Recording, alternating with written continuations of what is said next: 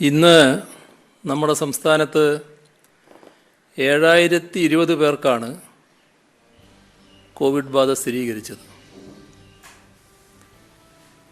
Covid ബാധിച്ച് 26 പേർ മരണമടഞ്ഞു. 91,784 പേരാണ് നിലവിൽ ചികിത്സയിലുള്ളത്. 6037 പേർക്ക് സമ്പർക്കം മൂലമാണ് രോഗബാധയുണ്ടായത്. 734 ഉറവിടമറിയാത്ത ആളുകളുണ്ട്. രോഗബാധ സ്ഥിരീകരിച്ചവരിൽ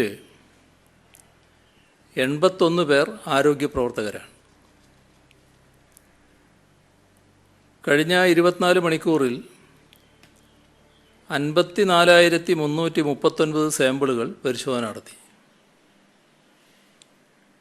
8,474 പേരാണ്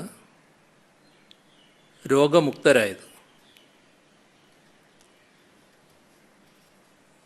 മാസ്ക് പൊതുവെ ആളുകൾ ധരിക്കുന്നുണ്ടെങ്കിലും മാസ്ക് ധരിക്കാത്തവരുടെ എണ്ണവും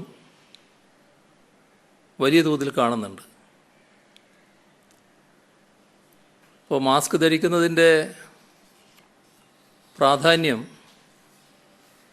പൊതുജനങ്ങളെ ബോധ്യപ്പെടുത്താനുള്ള ക്യാമ്പയിൻ ഒന്നുകൂടി ശക്തിപ്പെടുത്തും. ശബരിമലയിൽ മണ്ഡല മകരവിളക്ക് തീർത്ഥാടന കാലം വരാനിരിക്കുകയാണ്. ദർശനത്തിന് ദിവസം 1000 തീർത്ഥാടകർ എന്ന നിലയിലാണ് ക്രമീകരിക്കുന്നത്. അവധി ദിവസങ്ങളിലും മകരവിളക്ക് ദിനത്തിലുമൊക്കെ തീർത്ഥാടകരുടെ എണ്ണം വർദ്ധിപ്പിക്കേണ്ടതായി വന്നേക്കാം. അതേപോലെ തന്നെ ഗസ്റ്റുമാരായിട്ട് കുറേ ആൾക്കാർ വരാറുണ്ട്. അപ്പോൾ അതിലും എണ്ണം അധികരിക്കാതെ നോക്കണമെന്ന് നിർദ്ദേശിച്ചിട്ടുണ്ട്. കാരണം 1000 ആളുകൾ തീർത്ഥാടകരായിട്ട് വരുമ്പോൾ അതിനാനുപാതികമായ ഗസ്റ്റുമാരും ഉണ്ടാകാൻ പാടുള്ളൂ. തീർത്ഥാടകർക്ക് കോവിഡ് നെഗറ്റീവ് സർട്ടിഫിക്കറ്റ് നിർബന്ധമാക്കിയിട്ടുണ്ട്. അപ്പോൾ അവിടെ ജോലി ചെയ്യുന്നവരും കോവിഡ് നെഗറ്റീവ് സർട്ടിഫിക്കറ്റ് എടുക്കേണ്ടതാണ്. മറ്റ് സംസ്ഥാനങ്ങളിൽ നിന്ന് ശബരിമല തീർത്ഥാടകർ വരും. അവർ കോവിഡ് രോഗബാധിതരായാൽ ഇവിടെ തന്നെ രോഗചികിത്സ സ്വീകരിക്കാൻ തയ്യാറാവുന്നവർക്ക് ആവശ്യമായ എല്ലാ സൗകര്യങ്ങളും ചികിത്സയും ഇവിടെ നൽകും. എന്നാൽ അതല്ല, ഞങ്ങൾ മടങ്ങിപ്പോവുകയാണ് എന്നൊരു നിലപാടെടുക്കുകയാണെങ്കിൽ ആവശ്യമായ യാത്രാ സൗകര്യങ്ങൾ ഒരുക്കാൻ വേണ്ട സംവിധാനങ്ങൾ തയ്യാറാക്കാൻ നിർദ്ദേശം നൽകിയിട്ടുണ്ട്. കോവിഡ് ബാധിച്ച് മരണമടയുന്നവർ ആശുപത്രിയിൽ നിന്ന് വിട്ടുകൊടുക്കുന്നതിൽ ചില കേസുകളിൽ മൃതദേഹം സംസ്കരിക്കുന്നതിൽ കാലതാമസം വരുന്നുവെന്ന് പരാതി ഉണ്ടായിട്ടുണ്ട്. ഇത് സംഭവിക്കാതിരിക്കാൻ നല്ല ജാഗ്രത വേണം. ബന്ധപ്പെട്ട സംവിധാനങ്ങൾ തമ്മിലുള്ള ഏകോപനവും കൃത്യമായിട്ട് നടക്കണം. ഇപ്പോൾ ആശുപത്രി, നഗരസഭ, തദ്ദേശ സ്വയംഭരണ സ്ഥാപനങ്ങൾ ഇതെല്ലാമായിട്ടുള്ള നല്ല ഏകോപനം ഇക്കാര്യത്തിൽ സംസ്കരിക്കുന്ന കാര്യത്തിലൊക്കെ ഉണ്ടാകേണ്ടതായിട്ടുണ്ട്. അപ്പോൾ ഇക്കാര്യത്തിൽ ബന്ധപ്പെട്ടവർക്കെല്ലാം കർശന നിർദ്ദേശം നൽകിയിട്ടുണ്ട്. സ്വകാര്യ ആശുപത്രികളിൽ 10% ബെഡുകൾ കോവിഡ് രോഗികൾക്കായി റിസർവ് ചെയ്യണമെന്ന നിർദ്ദേശത്തിന് അനുസൃതമായ നടപടികൾ ഇപ്പോൾ സ്വീകരിച്ചിട്ടുണ്ട്. തിരുവനന്തപുരം, കൊല്ലം, കോഴിക്കോട് ജില്ലകളിൽ ICU ബെഡുകളുടെ എണ്ണം വർദ്ധിച്ചിട്ടുണ്ട്.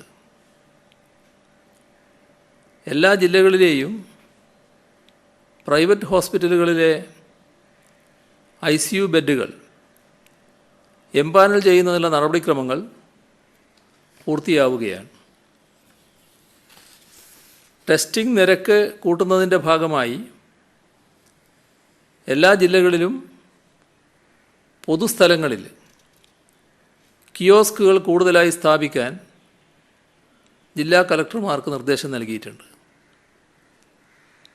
ഇതിനായി 167 സ്ഥലങ്ങൾ കണ്ടെത്തി. അവയിൽ 57 ഇടങ്ങളിൽ ഇതിനകം കിയോസ്കുകൾ പ്രവർത്തനം ആരംഭിച്ചു കഴിഞ്ഞിട്ടുണ്ട്. കോവിഡ് രോഗബാധിതരായവരിൽ മറ്റനാരോഗ്യമുള്ളവർ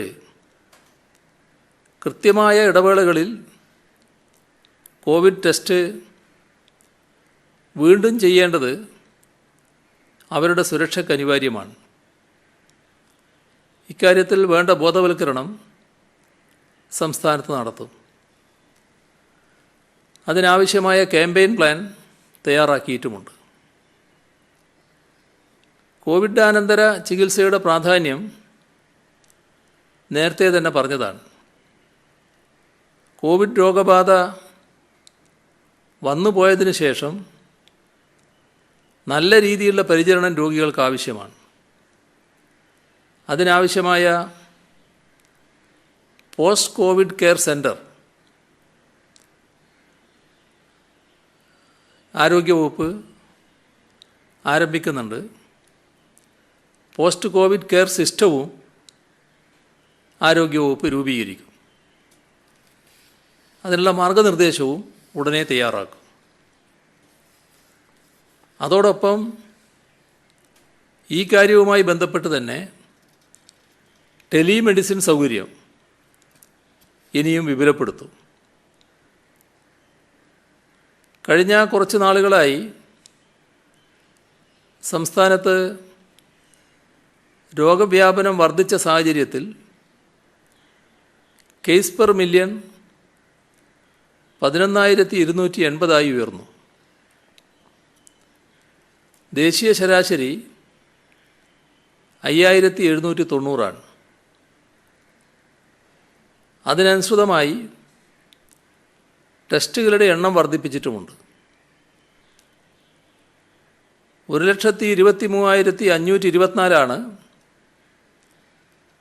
കേരളത്തിലെ നിലവിലെ ടെസ്റ്റ് പെർ മില്യൺ. ഇന്ത്യയിലത് 76,440. ഇന്നലെ വരെയുള്ള ആക്റ്റീവ് കേസുകളിൽ 3,885 പേർ കോവിഡ് ഹോസ്പിറ്റലുകൾ ചികിത്സയിലാണ്. കോവിഡ് സെക്കൻഡ് ലൈൻ ട്രീറ്റ്മെൻറ്റ് സെൻ്ററുകളിൽ 2,786 പേർ.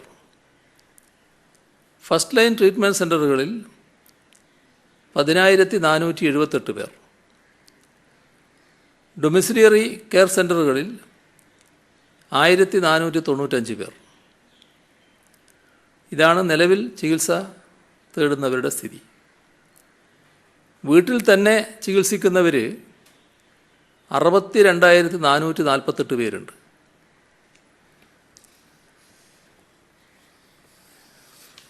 സാമൂഹ്യ സുരക്ഷാ ക്ഷേമനിധി ബോർഡ് വഴിയുള്ള പെൻഷൻ വിതരണം ഇന്നലെ ആരംഭിച്ചു. സാമൂഹ്യ സുരക്ഷാ പെൻഷന് 618,71,71,00,000 രൂപയും ക്ഷേമനിധി ബോർഡ് വഴിയുള്ള പെൻഷന് 86,46,00,000 രൂപയും അനുവദിച്ചിട്ടുണ്ട്. മസ്റ്ററിംഗ് കഴിഞ്ഞ 50 ലക്ഷത്തിൽ പരം പേർക്ക് ഈ മാസം പെൻഷൻ ലഭിക്കും.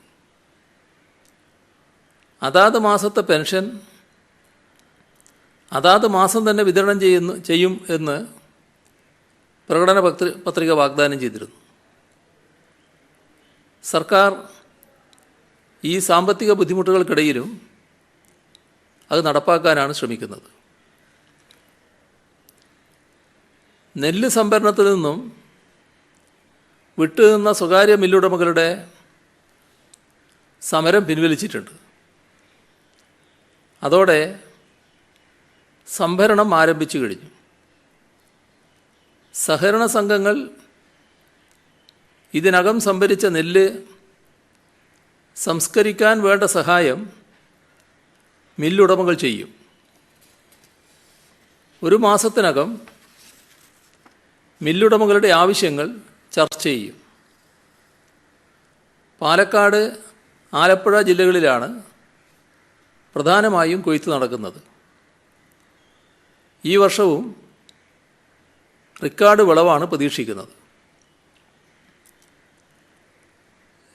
2018 പ്രളയം വരുത്തിവെച്ച നാശനഷ്ടങ്ങളിൽ പ്രധാനമാണ് നമ്മുടെ ജൈവ വൈവിധ്യനാശം. പമ്പാ നദിയുടെ ഇരുകരകളിലും സമൃദ്ധമായി ഉണ്ടായിരുന്ന ജൈവ വൈവിധ്യം അപ്പാടെ നഷ്ടപ്പെട്ടു. നഷ്ടപ്പെട്ടവയെല്ലാം പുനരുജ്ജീവിപ്പിക്കൽ അസാധ്യമാണ്.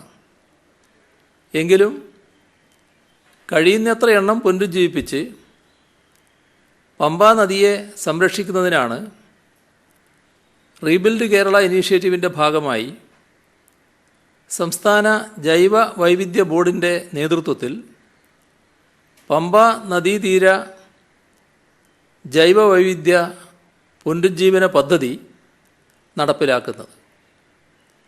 ഈ പദ്ധതിക്ക് കഴിഞ്ഞ ദിവസം തുടക്കം കുറിച്ചു. പ്രകൃതിയുമായി ബന്ധപ്പെട്ടുള്ള പുനരുജ്ജീവന പ്രവർത്തനങ്ങൾ അവ നടത്തുന്ന പ്രദേശത്തിൻ്റെ ഭൂപ്രകൃതിക്കും ആവാസ വ്യവസ്ഥക്കും യോജിച്ച രീതിയിലായിരിക്കണമെന്ന് പ്രളയത്തെ തുടർന്ന് UN നടത്തിയ പഠനത്തിൽ വ്യക്തമാക്കുന്നുണ്ട്. ഇത് ഉൾക്കൊണ്ടുകൊണ്ടാണ് പമ്പാ നദീതീര ജൈവ വൈവിധ്യ പുനരുജ്ജീവന പദ്ധതി നടപ്പിലാക്കുന്നത്. പമ്പാ നദീതീരത്ത് ജൈവ വൈവിധ്യ ശോഷണം കൂടുതലായി സംഭവിച്ചിട്ടുള്ള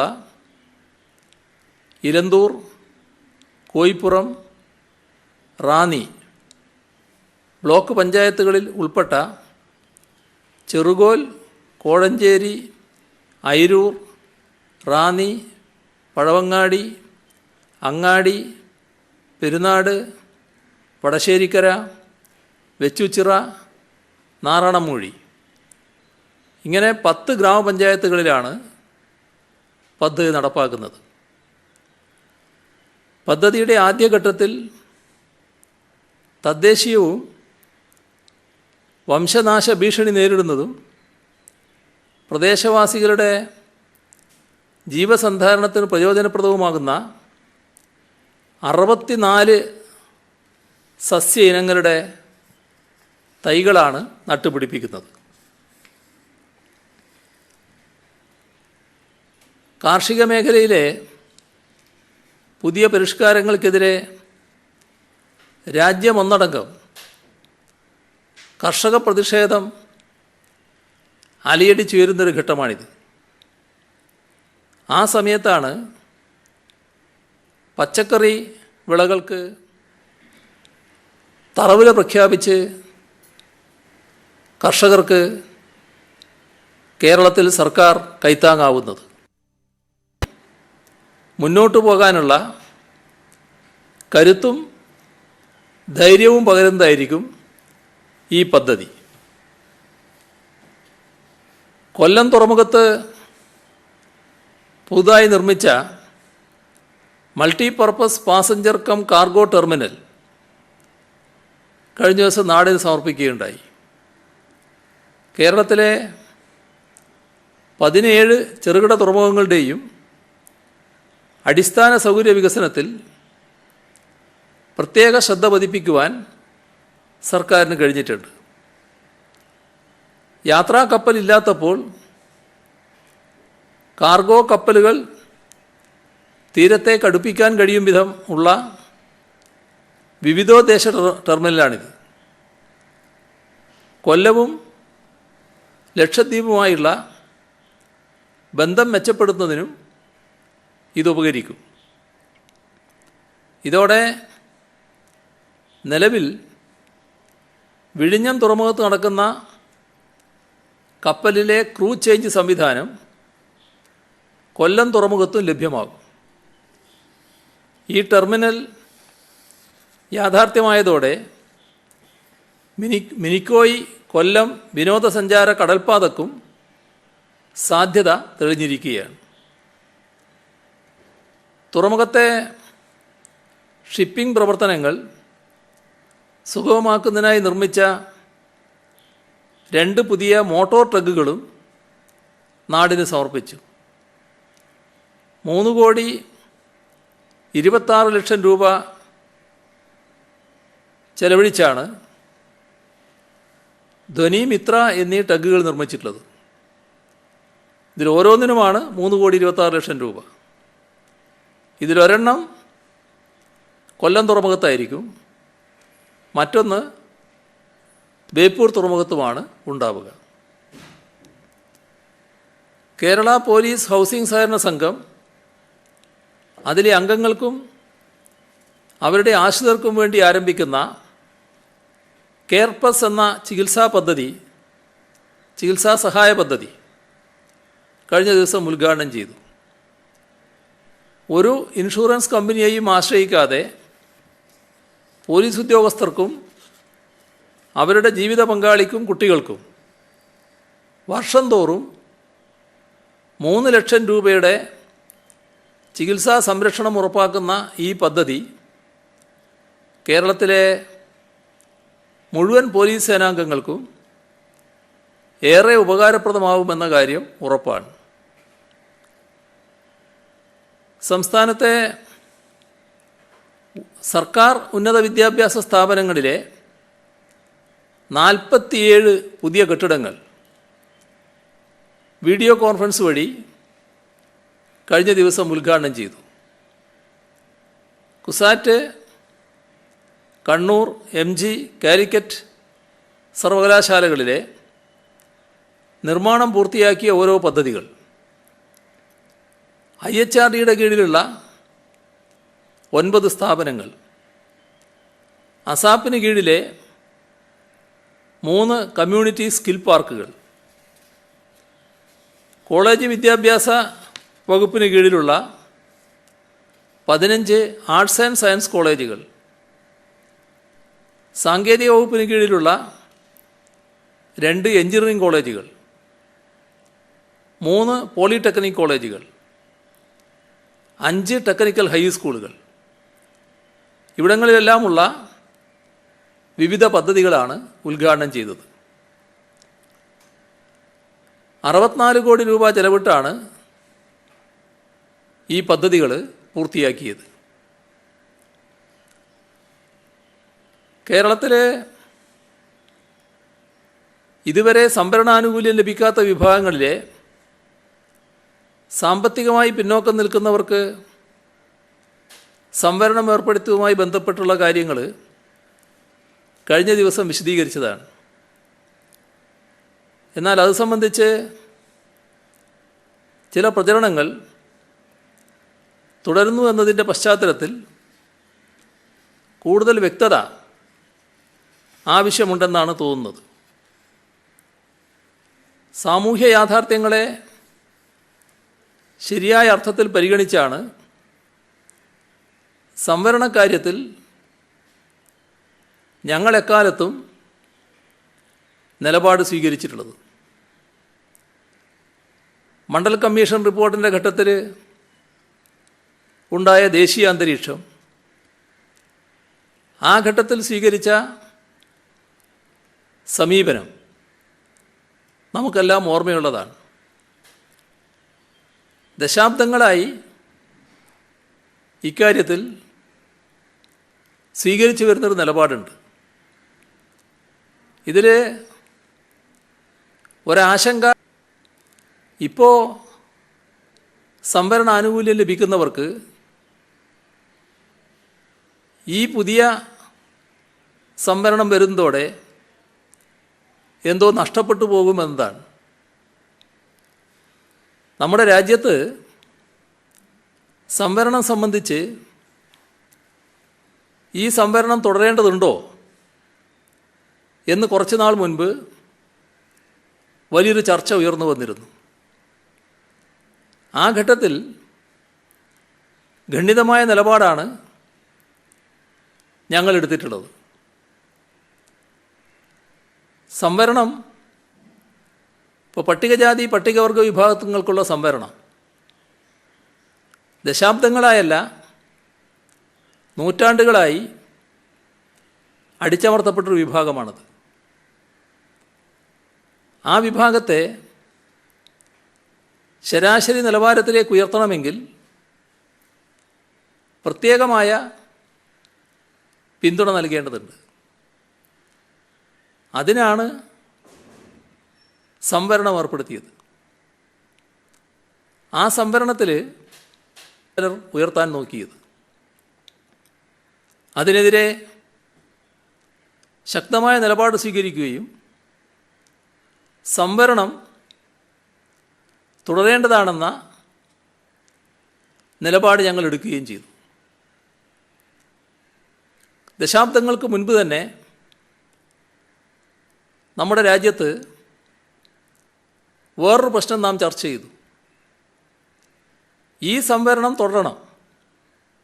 പട്ടികജാതി പട്ടികവർഗ വിഭാഗങ്ങൾക്കുള്ള സംവരണം മാത്രമല്ല, പിന്നോക്ക വിഭാഗങ്ങൾക്കുള്ള സംവരണമുണ്ട്. ആ സംവരണവും തുടരട്ടെ. പിന്നോക്ക വിഭാഗത്തിൻ്റെ സംവരണ കാര്യത്തിൽ ക്രീമി ലെയർ നടപ്പാക്കപ്പെട്ടതോടെ പിന്നോക്ക വിഭാഗത്തിലെ സമ്പന്ന വിഭാഗം സംവരണ ആനുകൂല്യത്തിന് അർഹരല്ലാതായി. എന്നാൽ ആ കാര്യത്തിൽ ആ സമയത്ത് തന്നെ ഒരു കാര്യം ഞങ്ങൾ ഉന്നയിക്കുകയുണ്ടായി. ക്രീമി ലെയറിൽപ്പെട്ടവർ സംവരണത്തിന് അർഹത വേണ്ടതില്ല എന്നത് ശരിയായ നിലപാട് തന്നെയാണ്. എന്നാൽ സംവരണപ്രകാരം ഉദ്യോഗാർത്ഥികളെ തിരഞ്ഞെടുക്കുമ്പോൾ ഉദ്യോഗാർത്ഥികൾ ആവശ്യമായത്ര എണ്ണം ഈ സംവരണ വിഭാഗത്തിൽ നിന്ന് ലഭിച്ചില്ല എങ്കിൽ അത് സമുദായത്തിൻ്റെ കാര്യമാണ്. ആ സമുദായത്തിൽ നിന്ന് ആവശ്യമായത്ര ആളുകളെ ലഭിച്ചില്ലെങ്കിൽ ഈ മാറ്റി നിർത്തപ്പെട്ട ക്രീമി ലെയർ വിഭാഗത്തിൽ അർഹതയുള്ളവരുണ്ടെങ്കിൽ അവർക്ക് നിയമനം നൽകേണ്ടതാണ് എന്ന് ഞങ്ങൾ ആ ഘട്ടത്തിൽ തന്നെ പറഞ്ഞു. അപ്പോൾ സംവരണത്തെക്കുറിച്ചുള്ള ഞങ്ങളുടെ കാഴ്ചപ്പാട് എന്തായിരുന്നു എന്ന് വ്യക്തമാക്കാനാണ് ഇതൊക്കെ ഞാനിപ്പോൾ സൂചിപ്പിക്കുന്നത്. അതേസമയം അന്ന് നാം വിളിച്ച മുന്നോക്ക വിഭാഗത്തിലെ പരമദരിദ്രരായ ആളുകൾ, സാമ്പത്തികമായി പിന്നോക്കം നിൽക്കുന്നവർ, അവർക്ക് സംവരണം ഒരു 10% സംവരണമെങ്കിലും അനുവദിക്കണം എന്നൊരഭിപ്രായം പൊതുവായി രൂപം കൊണ്ടു. ഞങ്ങളതിനെ അനുകൂലിച്ചവരായിരുന്നു, ശക്തമായി അനുകൂലിച്ചതാണ്. ഈ കേരളത്തിൽ ഒരു ഘട്ടത്തിൽ, ഇപ്പോഴല്ല, ദശാബ്ദങ്ങൾക്ക് മുൻപ് ഒരു തെരഞ്ഞെടുപ്പ് ഇതൊരു പ്രധാന വിഷയവുമായിരുന്നു. ഞങ്ങൾ ഈ നിലപാടിനെ എതിർത്തുകൊണ്ട് ചില രംഗത്ത് വന്നിരുന്നു. ഞങ്ങൾ പറഞ്ഞത് ഈ പറയുന്ന കാര്യം നടപ്പാക്കണമെങ്കിൽ ഇപ്പോൾ 50% വരെയാണ് സംവരണമെന്ന് സുപ്രീം കോടതി വ്യക്തമാക്കിയിട്ടുണ്ട്. അപ്പോൾ 50%-ത്തിലേക്ക് പല സംസ്ഥാനങ്ങളും എത്തിക്കഴിഞ്ഞിട്ടുണ്ട്.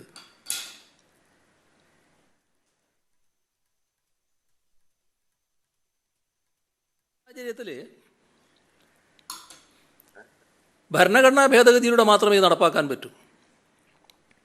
ഇതിനൊരു ഭരണഘടനാ ഭേദഗതി ആവശ്യമാണ് എന്നും ഞങ്ങൾ ആ ഘട്ടത്തിൽ പറഞ്ഞു. ഈ 10% സംവരണം നൽകണം, നടപ്പാക്കുന്നതിന് ഭരണഘടനാ ഭേദഗതി വേണം. ഇതായിരുന്നു ഞങ്ങളുടെ നിലപാട്. ഈ ഇന്ത്യൻ യൂണിയനിൽ മുസ്ലിമിന് എല്ലാവർക്കും സംവരണാവകാശമുള്ള സംസ്ഥാനങ്ങൾ എത്രയുണ്ട്? നമ്മുടെ കേരളമല്ലാതെ എവിടെയാണ് അത് ചൂണ്ടിക്കാണിക്കാനുള്ളത്? കേരളം വിട്ടാലുള്ള അവസ്ഥ എന്താ? ചെറിയൊരു വിഭാഗം ചിലയിടത്ത് സംവരണത്തിന് അർഹതയുള്ളവരാണ്. മഹാഭൂരിഭാഗം സംവരണത്തിന് അർഹതയില്ലാത്തവരാണ്. യഥാർത്ഥത്തിൽ നമ്മൾ ഈ മുന്നോക്കത്തിലെ സാമ്പത്തികമായി പിന്നോക്കം നിൽക്കുന്നവർ എന്ന് പറയുന്നതിന് പകരം സംവരണേതര വിഭാഗത്തിലെ സാമ്പത്തികമായി പിന്നോക്കം നിൽക്കുന്നവർ എന്നാണ് പറയേണ്ടത്. നമ്മളെ പ്രയോഗത്തിൽ അങ്ങനൊരു മാറ്റം വരുത്തേണ്ടതായിട്ടുണ്ട് എന്നാണ് എനിക്ക് തോന്നുന്നത്. ഈ രാജ്യത്താകെ ഉള്ള മുസ്ലിമിനെ എടുത്താൽ കേരളം ഒഴിച്ചുള്ള മറ്റുള്ളിടങ്ങളിൽ മഹാഭൂരിഭാഗം പേര് സംവരണേതര വിഭാഗമാണ്. ആ സംവരണേതര വിഭാഗത്തിൽപ്പെട്ടവർക്കും ഈ ആനുകൂല്യം ലഭിക്കും. ഹിന്ദുക്കളിലെ മുന്നോക്ക വിഭാഗത്തിലുള്ളവരുണ്ട്, നമ്മുടെ ക്രൈസ്തവരിലെ മുന്നോക്ക വിഭാഗത്തിൽപ്പെട്ടവരുണ്ട്, മറ്റെല്ലാ മതസ്ഥരിലെയും മുന്നോക്ക വിഭാഗത്തിൽപ്പെട്ടവരുണ്ട്, ഒരു മതത്തിലും പെടാത്തവരുണ്ട്. അങ്ങനെയും ഒരു കൂട്ടർ നമ്മുടെ രാജ്യത്തുണ്ട്. ജാതിയും മതവും ഇല്ലാത്തൊരു വിഭാഗമുണ്ട്. അവരും ഈ പറയുന്ന ആനുകൂല്യം ലഭിക്കാൻ അർഹതയുള്ളവരായിട്ട് മാറും. അപ്പോൾ ഇത് ഒരു പുതിയ കാര്യമാണ്. ആ പുതിയൊരു വിഭാഗത്തിനാണ് ഇത് ലഭിക്കുന്നത്. അത് ഏറ്റവും പാവപ്പെട്ടവർക്ക് ലഭിക്കണമെന്നാണ് നാം കണ്ടിട്ടുള്ളത്. പാവപ്പെട്ടവർക്ക് ലഭിക്കുന്നതിനുതകുന്ന മാനദണ്ഡങ്ങളാണ് നമ്മൾ സംസ്ഥാനത്ത് നിശ്ചയിച്ചിട്ടുള്ളത്. അതിലെന്തെങ്കിലും അപാകതയുണ്ടെങ്കിൽ അത് ചൂണ്ടിക്കാണിച്ചാൽ നമുക്ക് പരിശോധിക്കാം. പക്ഷേ ഈ വിഭാഗത്തിന് സംവരണത്തിന് അർഹതയില്ല എന്നൊരു നിലപാട് സ്വീകരിക്കരുത്. കാരണം അവർ മഹാപാവപ്പെട്ടവരാണ്. ആ പാവപ്പെട്ടവർക്ക് ഇപ്പോൾ ഭരണഘടനാ ഭേദഗതിയിലൂടെ സംവരണത്തിന് അർഹത വന്നിരിക്കുന്നു. അതാണ് നമ്മൾ നടപ്പാക്കാൻ ശ്രമിച്ചിട്ടുള്ളത്. അതിൽ തെറ്റിദ്ധാരണ ഉണ്ടാക്കാൻ ശ്രമിക്കുന്നത് നല്ലതല്ല എന്നാണ് അതുമായി ബന്ധപ്പെട്ട് എനിക്ക് ചൂണ്ടിക്കാണിക്കാനുള്ളത്. ഇത്രയും കാര്യങ്ങളാണ് ഇപ്പോൾ ഇന്ന് പങ്കിടാനുള്ളത്.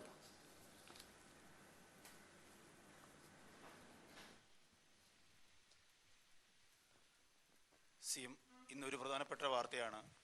പാർട്ടി സെക്രട്ടറിയുടെ മകനെ ED ചോദ്യം ചെയ്തിരിക്കുന്നു ബാംഗ്ലൂർ.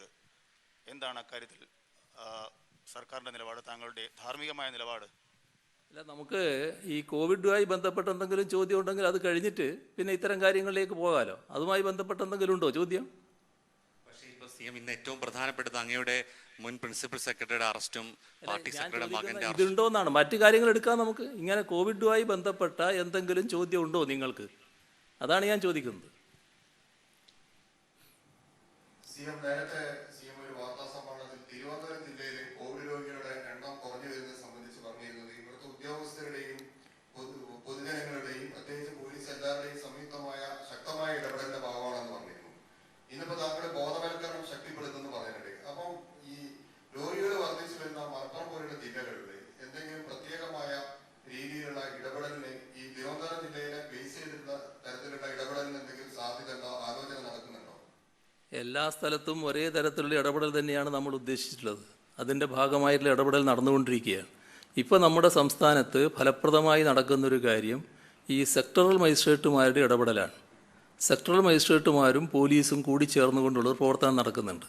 അതിലൂടെ വലിയ വ്യാപകമായ പ്രവർത്തനങ്ങൾ, ബോധവൽക്കരണം നടത്താനാണ് ഉദ്ദേശിക്കുന്നത്. അതിൻ്റെ നടപടിയുണ്ട് തെറ്റായ രീതികൾ വന്നാൽ. എന്നാൽ അതോടൊപ്പം ബോധവൽക്കരണ പരിപാടിയും നമുക്ക് നല്ല നിലക്ക് നടത്തേണ്ടതായിട്ടുണ്ട്. അതാണ് ഉദ്ദേശിക്കുന്നത്. സിഎം, ഈ ചില സ്വകാര്യ ആശുപത്രികൾ ഇപ്പം മറ്റ് ചികിത്സയ്ക്ക് ചെന്നാൽ പോലും ആൻറ്റിജൻ ടെസ്റ്റ് നിർബന്ധമാണെന്ന് പറയുന്നു.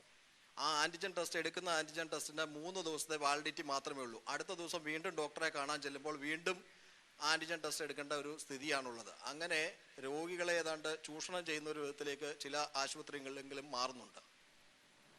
അത് തീർത്തും ആരോഗ്യരംഗത്തുള്ളൊരു പ്രശ്നമാണ്. കാരണം നമുക്ക് ഈ ടെസ്റ്റ് നടത്തേണ്ടതില്ല എന്ന് ചില അനുഭവത്തിൻ്റെ അടിസ്ഥാനത്തിൽ പറയാൻ പറ്റില്ല. നമ്മൾ വിചാരിക്കാതെ ചിലർക്ക് പോസിറ്റീവ് ആകുന്ന പ്രശ്നമുണ്ട്. അപ്പോൾ അതുമായി ബന്ധപ്പെട്ട് ഈ ഒരു പ്രശ്നം ആരോഗ്യ മേഖലയുടെ ശ്രദ്ധയിൽപ്പെടുത്തുക, അങ്ങനെയാണ് അതിന് പരിഹാരം കാണാൻ പറ്റുക എന്ന് നോക്കാം. അപ്പോൾ ഇനി നമുക്ക് മറ്റു കാര്യങ്ങളില്ലാന്ന് തോന്നുന്നു ഇതുമായി ബന്ധപ്പെട്ടുണ്ടോ? ഒരു കാലത്തിന് ശേഷം വീണ്ടും സമരങ്ങൾ, ആൾക്കൂട്ട സമരങ്ങൾ തുടരുന്ന ഒരു സാഹചര്യം കഴിഞ്ഞ 2 ദിവസമായിട്ടുണ്ട്. അതിനെ നിയന്ത്രിക്കുന്നതിന് വേണ്ടി എന്തെങ്കിലും നടപടികൾ സ്വീകരിക്കുന്നുണ്ടോ? അല്ല, സാധാരണ നിലക്ക് നമ്മുടെ സംസ്ഥാനത്ത് ഇപ്പോൾ നിലവിൽ 5 ആളിൽ കൂടുതൽ ചേരാൻ പാടില്ല എന്നിപ്പോൾ തന്നെ നിലവിലുള്ളതാണ്. പിന്നെ 144 എല്ലാ ജില്ലകളിലും ബാധകമായി നിൽക്കുകയാണ്. അത് ഈ 31 വരെ ബാധകമായ അവസ്ഥയിലാണ് ഇപ്പം നിൽക്കുന്നത്. പക്ഷേ അതൊന്നും തങ്ങൾക്ക് ബാധകമല്ല എന്നൊരു കൂട്ടർ പരസ്യമായിട്ട് പറയുന്നുണ്ട്. ഇതാണ് നേരത്തെ ഞാൻ പറഞ്ഞിരുന്ന കാര്യം. അത് നാടിൻ്റെ നില വെച്ചുകൊണ്ട് നല്ലതല്ല എന്ന് അവർ മനസ്സിലാക്കണം. മാത്രമല്ല, വളരെ തെറ്റിദ്ധാരണാജനകമായ വർത്തമാനം പറയുകയാണ്. ഞങ്ങൾ സമരം നടത്തുമ്പോൾ ഈ എണ്ണം കൂട്ടിക്കാണിക്കുന്നു, എല്ലാത്തപ്പോൾ എണ്ണം കുറച്ച് കാണിക്കുന്നു. എത്ര അബദ്ധമായിട്ടുള്ളൊരു കാര്യമാണത്. നമ്മളാരെങ്കിലും ഈ പോസിറ്റീവായവരുടെ എണ്ണം കൂട്ടിക്കാണിക്കുകയും കുറച്ച് കാണിക്കുകയും ചെയ്യുകയാണോ? അങ്ങനെയൊരു നിലയുണ്ട്. ഉള്ള കാര്യങ്ങൾ അതേപോലെ കാണിക്കുന്നതല്ലേ.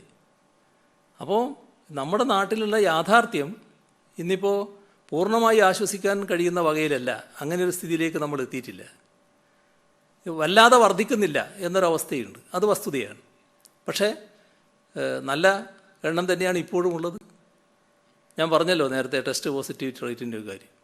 അപ്പോൾ അത്തരമൊരു ഘട്ടത്തിൽ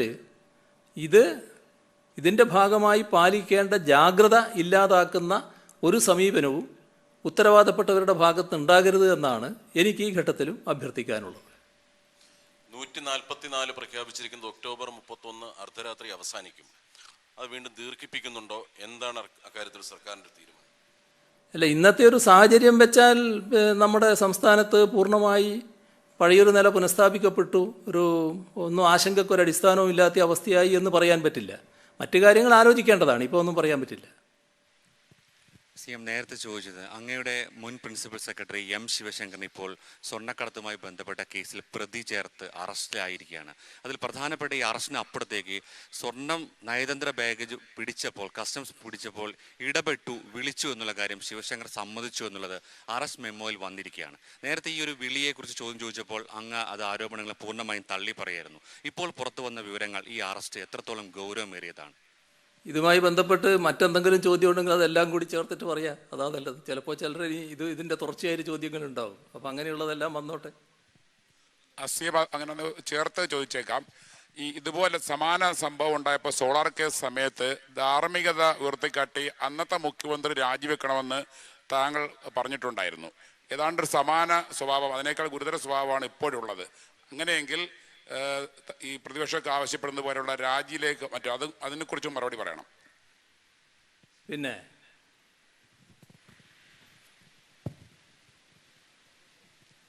CMA ബാംഗ്ലൂരു ലഹരി മരുന്ന് കേസിൽ വിനീഷ് കൊടിയേരിയെ എൻഫോഴ്സ്മെന്റ് ഡയറക്ടറേറ്റ് ഇന്ന് അറസ്റ്റ് ചെയ്തിട്ടുണ്ട്. ശിവശങ്കറുമായി ബന്ധപ്പെട്ട വേറെ എന്തെങ്കിലും ചോദ്യമുണ്ടോ? എന്താ അവസ്ഥ? CMA അന്വേഷണം നേരിട്ട് 120 ദിവസം കഴിഞ്ഞപ്പോഴാണ് ED ഇത്തരത്തിൽ ഒരു രേഖ കോടതിയിൽ കൊടുക്കുന്നത്. ശിവശങ്കർ ഈ സ്വർണം നയതന്ത്ര ബാഗേജ് വിട്ടുകൊടുക്കാൻ വേണ്ടി ഇടപെട്ടു എന്ന തരത്തിലുള്ള രേഖ ED കൊടുക്കുന്നത് ഈ ഘട്ടത്തിലാണ്. അന്വേഷണം ഇപ്പോഴും ശരിയായ ദിശയിലാണെന്ന് CM കരുതുന്നുണ്ടോ? കേന്ദ്ര ഏജൻസികൾ CM ഇപ്പോഴും പൂർണ്ണമായ വിശ്വാസം വെച്ച് പുലർത്തുകയാണോ? CMA ഈ സ്വർണ്ണക്കടത്ത് കേസുമായി ബന്ധപ്പെട്ടുള്ള അന്വേഷണം ശിവശങ്കറിലെത്തുന്നത് ഡോളർ കടത്തി എന്ന ഒരു കേസിലെ ബന്ധപ്പെട്ടാണ് ഇപ്പോൾ പ്രതി ചേർക്കപ്പെട്ടിരിക്കുന്നത്.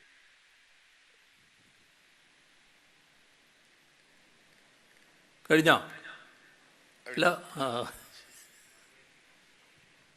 അപ്പോൾ ഏകദേശം ആയി തോന്നുന്നു അല്ലേ? നമ്മൾ കാണേണ്ടത് അടിസ്ഥാനരഹിതമായ അഴിമതി ആരോപണങ്ങൾ ഒന്നിനു പുറകെ ഒന്നായി ഉന്നയിച്ച് സർക്കാരിനെ പ്രതിരോധത്തിലാക്കി ജനക്ഷേമകരമായ നടപടികളെ തമസ്കരിക്കാം എന്ന വ്യാമോഹമാണ് കേരളത്തിലെ പ്രതിപക്ഷത്തെ നയിക്കുന്നത്. ഒരു ഉദ്യോഗസ്ഥൻ്റെ ചെയ്തികളെ സർക്കാരിൻ്റെ തലയിൽ കെട്ടിവെച്ച് സർക്കാരിനു മേൽ അഴിമതിയുടെ ദുർഗന്ധം എറിഞ്ഞു പിടിപ്പിക്കാനുള്ള വ്യാഖ്യാനമാണ് നടത്തിക്കൊണ്ടിരിക്കുന്നത്. ഇന്നലത്തെ സംഭവവികാസങ്ങൾക്കിടയിൽ അതിൻ്റെ തീവ്രത കൂട്ടാനുള്ള ശ്രമവുമുണ്ട്. എന്നാൽ ഒരു കാര്യം നേരത്തെ വ്യക്തമാക്കി തന്നെയാണ് ആവർത്തിച്ച് വ്യക്തമാക്കാനുള്ളത്. ഈ സർക്കാർ ഒരഴിമതിയും വെച്ചു വാഴിക്കില്ല. പ്രയാസമനുഭവിക്കുന്ന എല്ലാ ജനവിഭാഗങ്ങൾക്കും ആശ്വാസമെത്തിക്കുകയും നാടിൻ്റെ വികസനത്തെ പുതിയ തലത്തിലേക്ക് ഉയർത്തുകയും ചെയ്യുക എന്ന ദൗത്യമാണ് സർക്കാർ നിർവഹിക്കുന്നത്. നമ്മുടെ നാടിൻ്റെ ജീവിതാനുഭവത്തിലൂടെ ആ യാഥാർത്ഥ്യം അംഗീകരിക്കുന്ന ജനങ്ങളെ തെറ്റായ പ്രചരണങ്ങളിലൂടെ സ്വാധീനിക്കാനുള്ള ശ്രമമാണ് നടക്കുന്നത്. കുറേ നാളായി തുറന്നു വരുന്ന ഈ പ്രവണതയ്ക്ക് ആക്കം കൂടിയത് കഴിഞ്ഞ ജൂലൈ മാസത്തിലാണ്. അവിടം തൊട്ടുള്ള കാര്യങ്ങൾ വസ്തുതാപരമായി പരിശോധിക്കുന്നത് എന്തുകൊണ്ടും നല്ലതാകും. UAE കോൺസുലേറ്റിലേക്ക് വന്ന നയതന്ത്ര ബാഗേജ് വിമാനത്താവളത്തിലെ കസ്റ്റംസ് പരിശോധനയ്ക്ക് വിധേയമാക്കിയപ്പോൾ അതിനുള്ളിൽ ഒളിപ്പിച്ചു വന്ന 14 കിലോയോളം സ്വർണം കണ്ടെത്തുകയുണ്ടായി. ഇത് കസ്റ്റംസ് നിയമത്തിൻ്റെ ലംഘനമാണ്. കസ്റ്റംസ് ഇന്ത്യൻ ഭരണഘടനയുടെ ഷെഡ്യൂൾ 7 യൂണിയൻ ലിസ്റ്റിലെ വിഷയമാണ്. മറ്റൊരർത്ഥത്തിൽ രാജ്യാതിർത്തി കടന്നു വരുന്ന സാധന സാമഗ്രികൾക്ക് നിയമപ്രകാരമുള്ള ഡ്യൂട്ടി അടച്ചിട്ടുണ്ടോ ഇല്ലയോ എന്ന് പരിശോധിച്ച് ഉറപ്പുവരുത്തേണ്ട ഉത്തരവാദിത്വം കേന്ദ്ര സർക്കാരിൻ്റെ ധനമന്ത്രാലയത്തിനാണ്. കസ്റ്റംസ് ഉദ്യോഗസ്ഥർ അവരുടെ ജോലിയുടെ ഭാഗമായി നടത്തിയ പരിശോധനയിലാണ് ഡ്യൂട്ടി അടക്കാതെ കടത്തിക്കൊണ്ടുവരാൻ ശ്രമിച്ച സ്വർണം കണ്ടെത്തിയത്.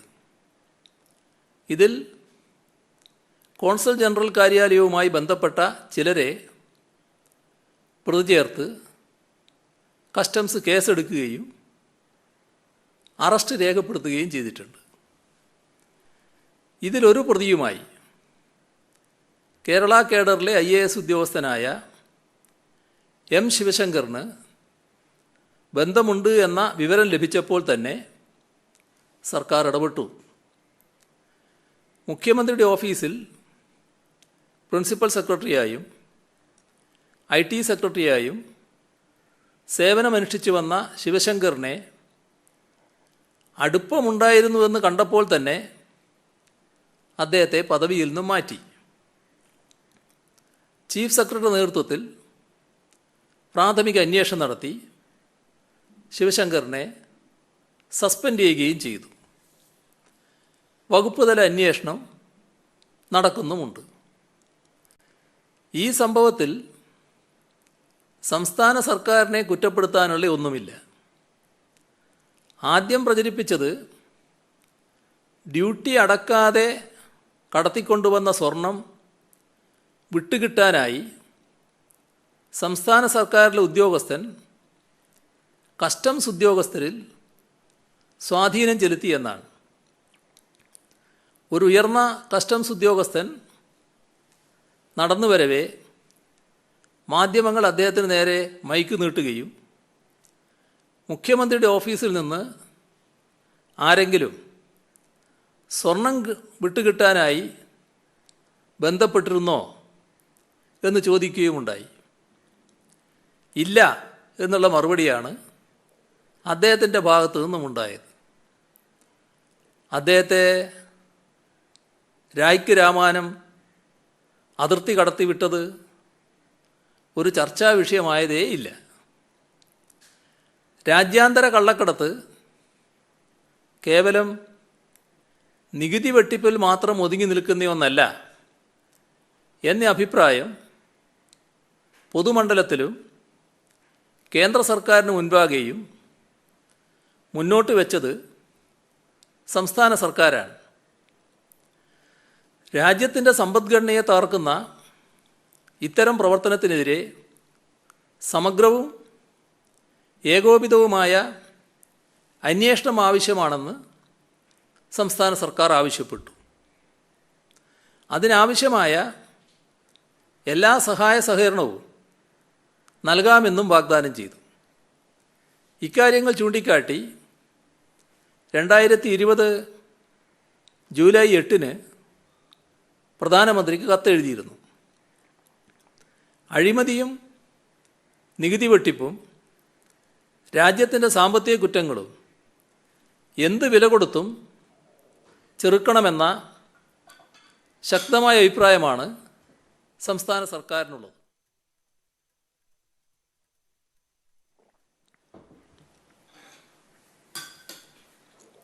ഇതിനായി നാട്ടിൽ നിലനിൽക്കുന്ന നിയമങ്ങൾക്കനുസൃതമായി കേസെടുക്കുകയും ഇത്തരം കൃത്യങ്ങളിൽ ഏർപ്പെടുന്നവരെ നീതിന്യായ കോടതികൾക്ക് മുന്നിൽ കൊണ്ടുവരണമെന്നുമാണ് സംസ്ഥാന സർക്കാർ ആവശ്യപ്പെട്ടത്. ഇവിടെ മുൻകാലങ്ങളിലെ പോലെ നിയമത്തിനതീതമായി മനസാക്ഷിയെ കോടതിയുടെ സ്ഥാനത്ത് പ്രതിഷ്ഠിക്കാൻ ഈ സർക്കാർ തയ്യാറായില്ല. അവിടെയാണ് അഴിമതിയുടെ സമീപനത്തിൽ മുൻ UDF സർക്കാരും ഇപ്പോഴത്തെ LDF സർക്കാരും തമ്മിലുള്ള കാതലായ വ്യത്യാസം. സ്വർണ്ണക്കടത്ത് കേസിൽ പ്രതി ചേർക്കപ്പെട്ട സ്വപ്നപ്രഭ സുരേഷ് KSITILൻ്റെ പ്രോജക്റ്റായ സ്പേസ് പാർക്കിൽ കരാറടിസ്ഥാനത്തിൽ ജോലി ചെയ്തിരുന്നു. സംഭവം പുറത്തു വന്ന ഉടനെ അവരുടെ കരാർ സേവനം അവസാനിപ്പിച്ചു. അവരുടെ ബിരുദത്തെപ്പറ്റിയുണ്ടായ ആരോപണങ്ങളിൽ പരാതി ലഭിച്ച ഉടനെ ക്രൈം കേസ് രജിസ്റ്റർ ചെയ്ത് അന്വേഷണം ആരംഭിക്കുകയും ചെയ്തു. ധനകാര്യ അന്വേഷണ വിഭാഗം 2011 മുതലുള്ള IT മേഖലയിലെ എല്ലാ നിയമനങ്ങളും ക്രമത്തിലാണോ എന്ന കാര്യത്തിൽ വിശദമായ പരിശോധന നടത്തി വരികയുമാണ്. കേന്ദ്ര സർക്കാരിൻ്റെ കസ്റ്റംസ് ആക്ടിൻ്റെ ലംഘനം നടക്കുകയും അത് വെളിച്ചത്ത് വരികയും അതിൽ കസ്റ്റംസ് വകുപ്പ് നടപടി സ്വീകരിക്കുകയും ചെയ്ത ഒരു കേസിനെ എത്ര വക്രീകരിച്ചാണെങ്കിലും സംസ്ഥാന സർക്കാരിൻ്റെയും മുഖ്യമന്ത്രിയുടെ ഓഫീസിൻ്റെയും തലയിൽ കെട്ടിവെക്കാനാണ് പ്രതിപക്ഷവും മറ്റ് ചിലരും ശ്രമിക്കുന്നത്. ഇതിനായി കസ്റ്റംസ് അന്വേഷണത്തിൽ ഇടപെട്ടുവെന്ന് ആദ്യഘട്ടത്തിൽ പൊളിഞ്ഞു വീണ അസത്യത്തെ വീണ്ടും വേഷം കെട്ടി എഴുന്നള്ളിക്കുകയാണ്.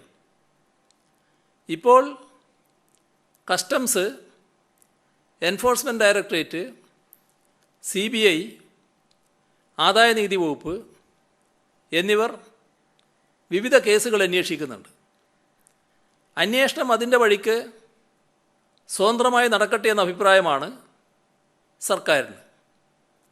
ഇതിൽ ഒരേ ഏജൻസി CBI സംസ്ഥാന സർക്കാരിൻ്റെ ലൈഫ് മിഷനിലെ അറിയപ്പെടാത്ത ഉദ്യോഗസ്ഥർ എന്ന പേര് പ്രതിപട്ടികയിൽ ചേർത്ത് എറണാകുളത്തെ കോടതി മുൻപാകെ FIR രജിസ്റ്റർ ചെയ്തപ്പോൾ സർക്കാരിന് നിയമോപദേശം തേടേണ്ടി വന്നു. ലഭ്യമായ നിയമോപദേശം സംസ്ഥാന സർക്കാരിൻ്റെ ലൈഫ് മിഷൻ ഇക്കാര്യത്തിൽ വിദേശ സംഭാവന നിയന്ത്രണ നിയമം 2010 ലംഘിച്ചിട്ടില്ല എന്നാണ്. ഇതിനെ തുടർന്നാണ് ബഹുമാനപ്പെട്ട ഹൈക്കോടതി മുൻപാകെ ക്രിമിനൽ മിസേലിനിയസ് ഹർജി സർക്കാർ ഫയൽ ചെയ്യുകയും ബഹുമാനപ്പെട്ട ഹൈക്കോടതി 2020 ഒക്ടോബർ 13 പുറപ്പെടുവിച്ച ഇടക്കാല ഉത്തരവിൽ ലൈഫ് മിഷനെതിരെയുള്ള അന്വേഷണം 2 മാസത്തേക്ക് സ്റ്റേ ചെയ്യുകയും ചെയ്തത്. ശരിയായ ദിശയിലുള്ള അന്വേഷണത്തെ സർക്കാർ ഒരിക്കലും എതിർത്തിട്ടില്ല. എന്നാൽ നിയമത്തിൻ്റെ പരിധി വിട്ട് ഏതെങ്കിലും അന്വേഷണത്തിൻ്റെ ദിശ മാറിയാൽ അതിൽ നിയമപരമായ പരിഹാരം തേടുന്നതിന് എന്ത് പാകപ്പിഴയാണുള്ളത് എന്ന് ആർക്കും ഇതേവരെ പറയാൻ കഴിഞ്ഞിട്ടില്ല. ഒരു കാര്യം വ്യക്തമാക്കാൻ ഞാൻ ആഗ്രഹിക്കുകയാണ്. ഈ സർക്കാർ അധികാരത്തിൽ വരുന്നതിന് മുൻപ് ശിവശങ്കറിനെ എനിക്ക് പരിചയമുണ്ടായിരുന്നില്ല. സർക്കാർ വരുമ്പോൾ ചുമതലകൾ നൽകാൻ ഉദ്യോഗസ്ഥരെ അന്വേഷിച്ചു. ആ ഘട്ടത്തിൽ മുന്നിൽ വന്ന പേരുകളിലൊന്നാണ് അത്. നേരത്തെ വ്യത്യസ്ത ചുമതലകളിൽ പ്രവർത്തിച്ച IAS ഉദ്യോഗസ്ഥനെ മുഖ്യമന്ത്രിയുടെ ഓഫീസിലേക്ക് നിർദ്ദേശിക്കപ്പെട്ടപ്പോൾ സംശയിക്കാനൊന്നും ഉണ്ടായിരുന്നില്ല. വിവിധ സർക്കാരുകളുടെ കാലത്ത് മുഖ്യമന്ത്രിയുടെ ഓഫീസുകളിൽ IAS ഉദ്യോഗസ്ഥരെ നിയോഗിക്കാറുണ്ട്. ഈ സർക്കാർ വരുമ്പോൾ മുഖ്യമന്ത്രിയുടെ പ്രിൻസിപ്പൽ സെക്രട്ടറി എന്ന നിലയിൽ അന്ന് ആഭ്യന്തര വകുപ്പിൻ്റെ കൂടി ചുമതലയുണ്ടായിരുന്ന നളിനി നെറ്റോ IASനെയാണ് നിയമിച്ചത്. ശിവശങ്കറിനെ ഓഫീസർ ഓൺ സ്പെഷ്യൽ ഡ്യൂട്ടിയായി നിയമിച്ചു. നളിനി നെറ്റോ ചീഫ് സെക്രട്ടറി ആയപ്പോൾ VS സെന്തിൽ IAS ആണ് മുഖ്യമന്ത്രിയുടെ പ്രിൻസിപ്പൽ സെക്രട്ടറി ആയത്. ശിവശങ്കർ സെക്രട്ടറി സ്ഥാനത്തായിരുന്നു. പിന്നീട് പ്രൊമോഷൻ വന്നപ്പോഴാണ് പ്രിൻസിപ്പൽ സെക്രട്ടറി പദവി ലഭിച്ചത്. മുഖ്യമന്ത്രിയുടെ ഓഫീസിൻ്റെ ഭാഗമായി പ്രവർത്തിക്കുന്ന ആളുകളെല്ലാം വിശ്വസ്തരാണ്. അവിശ്വാസത്തിൻ്റെ പ്രശ്നം പ്രത്യേക കാരണങ്ങളില്ലാതെ ഉദിക്കുന്നില്ല. വിവിധ ചുമതലകളിലിരുന്ന ഉദ്യോഗസ്ഥന നിലയിലാണ് കണ്ടെത്തലുണ്ടായത്. പാർട്ടി നിർദ്ദേശിച്ചാണ് ശിവശങ്കറിനെ നിയമിച്ച തരത്തിലുള്ള പ്രചാരണവും തെറ്റാണ്. പാർട്ടി അങ്ങനെ നിർദ്ദേശിക്കുന്ന പതിവില്ല. അഖിലേന്ത്യാ സർവീസിലുള്ള ആ ഉദ്യോഗസ്ഥൻ്റെ ബന്ധങ്ങളോ വ്യക്തിപരമായ ഇടപെടലോ സർക്കാരിൻ്റെ ഉത്തരവാദിത്തമാകുന്നില്ല. അത് സർക്കാരിനെ ബാധിക്കുന്ന തരത്തിലായി എന്ന് കണ്ടപ്പോൾ നടപടി സ്വീകരിക്കുകയും ചെയ്തിട്ടുണ്ട്. അതുകൊണ്ട് ശിവശങ്കറിനെ കാട്ടി സർക്കാരിനെതിരെ യുദ്ധം നടത്തേണ്ടതില്ല. UAE കോൺസുലേറ്റ് ആരംഭിച്ചപ്പോൾ മുഖ്യമന്ത്രിയുടെ ഓഫീസിൽ പ്രവർത്തിച്ചു വന്നിരുന്ന ഉദ്യോഗസ്ഥനെന്ന നിലയിൽ ശ്രീ ശിവശങ്കർ ഔദ്യോഗിക കാര്യങ്ങൾക്ക് വേണ്ടി ചർച്ചകൾ നടത്തിയിട്ടുണ്ടാകാം. ആ അവസരത്തിൽ എംബസിയിലെ കോൺസുൽ ജനറലും അദ്ദേഹത്തെ സഹായിക്കുന്ന ഉദ്യോഗസ്ഥരുമായും പരിചയപ്പെടാനും ഇടപെടാൻ അവസരമുണ്ടാകുകയും ചെയ്തിട്ടുണ്ടാകാം. സ്വാഭാവികമായും ചില യോഗങ്ങളിൽ കോൺസുൽ ജനറലിനെയും അദ്ദേഹത്തോടൊപ്പം പ്രവർത്തിക്കുന്ന ഉദ്യോഗസ്ഥരെയും മുഖ്യമന്ത്രിയും മറ്റു മന്ത്രിമാരും കണ്ടിട്ടുമുണ്ടാവും. അതിന് സാധാരണ നടപടിക്കപ്പുറമുള്ള മാനങ്ങൾ കാണുന്നത് ദുർവ്യാഖ്യാനമാണ്. കൃത്യമായ എന്തെങ്കിലും ആരോപണങ്ങൾ ഉന്നയിക്കാൻ സാധിക്കാതെ വരുമ്പോഴാണ് ഇത്തരം രീതി അവലംബിക്കുന്നത്. ക്രമവിരുദ്ധമായ ഒരിടപാടും സർക്കാരോ രാഷ്ട്രീയ നേതൃത്വമോ നടത്തിയിട്ടില്ല. അങ്ങനെയൊന്നും ചൂണ്ടിക്കാണിക്കാൻ ആരോപണം ഉന്നയിക്കുന്നവർക്ക് കഴിഞ്ഞിട്ടുമില്ല. വ്യക്തിപരമായ നിലയിൽ ശിവശങ്കർ നടത്തിയിട്ടുള്ള ഇടപാടുകൾക്ക് സർക്കാർ ഉത്തരവാദിയുമല്ല. ആരോപണങ്ങൾ ഉയർന്നപ്പോൾ തന്നെ അദ്ദേഹത്തിനെതിരെ നടപടി സ്വീകരിച്ചിട്ടുണ്ട്. ഇതിൽ നിയമപരമായോ ധാർമ്മികമായോ ഒരു ഉത്തരവാദിത്വവും സർക്കാരിനില്ല. ഒരു നിയമലംഘനത്തെയും ഒരു ഘട്ടത്തിലും സംരക്ഷിക്കാൻ സർക്കാർ ശ്രമിച്ചിട്ടുമില്ല. കേരളത്തിലെ ജനസംഖ്യയുടെ 9% ജനങ്ങൾ വിദേശ രാജ്യങ്ങളിൽ തൊഴിലിനായി പോയിട്ടുള്ള പ്രവാസികളാണ്. ഇതിൽ 22 ലക്ഷത്തോളം ആളുകൾ ഗൾഫ് രാജ്യങ്ങളിലാണ്. അതിലെ പ്രമുഖ രാജ്യമായ UAE കോൺസുലേറ്റ് തിരുവനന്തപുരത്ത് 2016 ആരംഭിക്കുന്നത്. ഇന്ത്യയോടും വിശിഷ്യ കേരളത്തോടും സവിശേഷ സൗഹൃദമുള്ള രാജ്യമാണ് UAE. അവർ നടത്തുന്ന ചടങ്ങുകളിൽ ക്ഷണം ലഭിച്ചാൽ സ്വീകരിക്കുക എന്ന സ്വാഭാവികമായ സമീപനമാണ് സർക്കാർ സ്വീകരിച്ചിട്ടുള്ളത്. 2017 UAE ഭരണാധികാരി ഇയർ ഓഫ് ഗിവിംഗ് ആയി പ്രഖ്യാപിച്ചിട്ടുണ്ടായിരുന്നു എന്നാണ് കോൺസുൽ ജനറൽ ഒരു ചടങ്ങിൽ പ്രസംഗിച്ചത്. കേരളത്തിൽ മാത്രമല്ല, രാജ്യത്തിൻ്റെ ഇതര ഭാഗങ്ങളിലും ഈന്തപ്പഴം വിതരണം ചെയ്യപ്പെട്ടിട്ടുണ്ട്. കേരളത്തിൽ മാത്രം വിതരണം ചെയ്താണെന്നാണ് നമ്മൾ ധരിക്കുന്നത്. എന്നാൽ രാജ്യത്തിൻ്റെ മറ്റു ഭാഗങ്ങളിലും വിതരണം ചെയ്തിട്ടുണ്ട്. കേരളത്തിൽ ഇത് ബഡ്സ് സ്കൂൾ, സ്പെഷ്യൽ സ്കൂൾ എന്നിവയടക്കമുള്ള സ്ഥാപനങ്ങളിലാണ് വിതരണം ചെയ്യപ്പെട്ടിട്ടുള്ളത്. ഇതിൽ തെറ്റായി ഒന്നും സംസ്ഥാന സർക്കാർ ചെയ്തിട്ടില്ല. കസ്റ്റംസിനോ മറ്റ് ഏജൻസികൾക്കോ നിയമപരമായി ഏതെങ്കിലും നികുതി ഇക്കാര്യത്തിൽ ലഭിക്കണമെങ്കിൽ അവർക്ക് ആ ജോലി നിർവഹിക്കാവുന്നതാണ്. ഖുറാൻ്റെ കാര്യത്തിൽ നടന്ന കാര്യങ്ങൾ നേരത്തെ വിശദീകരിച്ചിരുന്നു. കസ്റ്റംസ് ക്ലിയറൻസോടെ എത്തിയ ഖുറാനെ ചുറ്റിപ്പറ്റി സ്വർണ്ണക്കള്ളക്കടത്തെന്ന ആരോപണമടക്കം ചിലർ ഉയർത്തിയില്ലേ? കേന്ദ്ര ഏജൻസികളെ കേന്ദ്രത്തിലെ ഭരണകക്ഷി രാഷ്ട്രീയമായി ദുരുപയോഗം ചെയ്യുന്നു എന്ന ആരോപണം ഇന്നും ഇന്നലെയും തുടങ്ങിയതല്ല.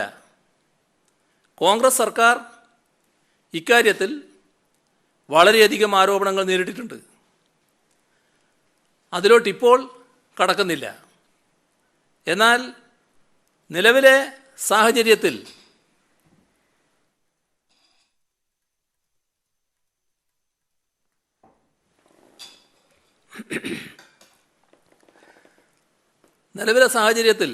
കേന്ദ്ര അന്വേഷണ ഏജൻസികളെ കേന്ദ്ര സർക്കാർ ദുരുപയോഗം ചെയ്യുന്നു എന്ന ആക്ഷേപം പ്രധാനമായും ഉന്നയിക്കുന്നത് കോൺഗ്രസ് പാർട്ടിയാണ്.